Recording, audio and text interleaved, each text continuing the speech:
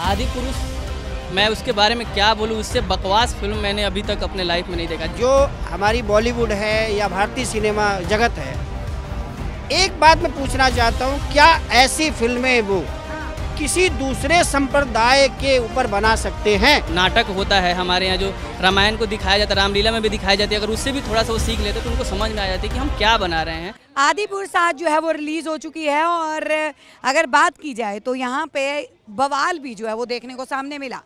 Actress जिसने सीता का role किया, कृति सेनन को कट स्लीव कपड़े को लेकर जो है विवाद हो गया। लेकिन बात अगर यहाँ पे की जाती है तो लगातार हिंदू धर्म की बात करने वाले, सनातन धर्म की बात करने वाले धीरेन्द्र कृष्ण शास्त्री अगले 5 दिनों के लिए अज्ञातवास में चले गए हैं। वहीं पे गंगोत्री से चली उनके साथ विवाह की इच्छा रखने वाली शिवरंजनी जो हैं वो छतरपुर पहुँच चुकी हैं और कहीं ना कहीं उनकी भी तबीयत जो है वो खराब बताई जा रही है। क्या कहेंगे, क्या हो रहा है? देखिए, धीरेन्द्र शास्त्री जी का अपना खुद का भी स्वेच्छा है, सबको अपनी राइट्स है, तो उनका जो पर्सनल मामला है उसमें हम प्रतिषेध करने की कोई ज़रूरत नहीं है, मैं उसमें नहीं कुछ कह सकता। हाँ, आदि पुरुष आज रिलीज हुई है, उसके ऊपर भी बोलेंगे? आदि पुरुष, मैं उसके बारे में क्या बोलूँ, उससे बकवास फिल्म मैंने अभी तक अपने लाइफ में नहीं देखा। जैसे कि उनको सीखनी चाहिए थी, अगर पुराने रामायण को भी थोड़ा सा उठा के वो देख लेते, या जो नाटक होता है हमारे यहाँ, जो रामायण को दिखाया जाता है, रामलीला में भी दिखाई जाती है, अगर उससे भी थोड़ा सा वो सीख लेते तो उनको समझ में आ जाती है कि हम क्या बना रहे हैं। अगर 500 करोड़ में अगर ये बनाए हैं तो मुझे नहीं लगता है कि ये, इससे अच्छा वो गेम बना लेते, कोई गेमिंग पर फिल्म बना लेते। हमारे धर्म आस्थाओं के साथ खिलवाड़ नहीं खेलना चाहिए था।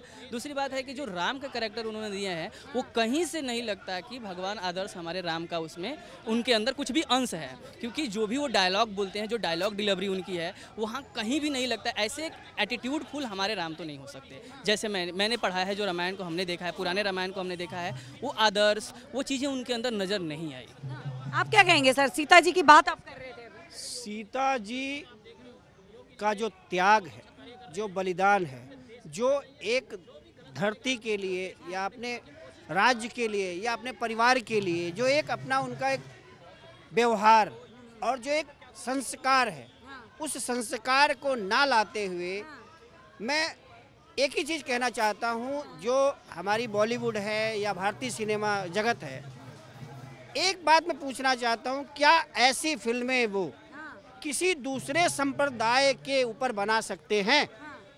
एक ही क्वेश्चन है। सवाल यहाँ पे ये भी हो रहा है कि इसके प्रोड्यूसर, डायरेक्टर जो है, निर्माता जो हैं वो मुस्लिम हैं, तो इसीलिए जानबूझ के मतलब सनातन धर्म को टारगेट करने की। मैं कह रहा हूँ, चाहे वो मुस्लिम हो चाहे वो हिंदू हो, क्या किसी मुस्लिम या किसी हिंदू डायरेक्टर ने, प्रोड्यूसर ने, किसी ने भी आज के पहले हमारे हिंदू को लेकर के पिक्चरें बनाई?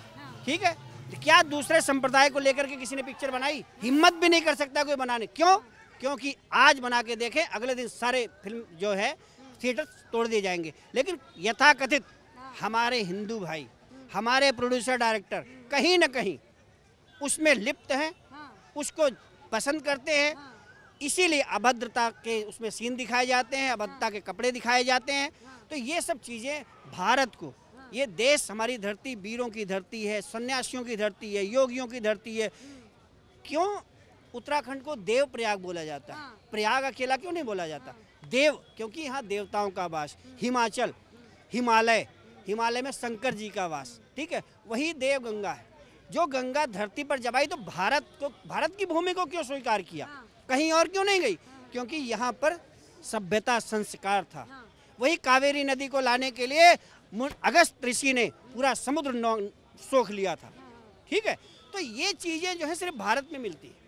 आप देख रहे हैं सौगंध टीवी, सौगंध वतन की।